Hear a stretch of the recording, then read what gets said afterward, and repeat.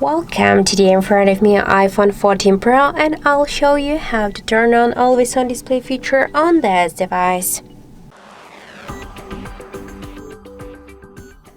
So finally in the new iPhone there was a new function, the always on display. So if you don't know how to activate it, I'll show you now. So first let's just open the settings application, and after that we should scroll and tap to the display and brightness section.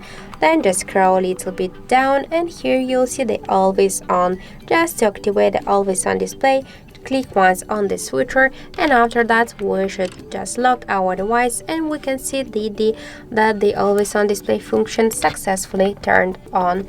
So that's it. Thank you for watching, and if you find this video helpful, don't forget to leave a like, comment and to subscribe our channel.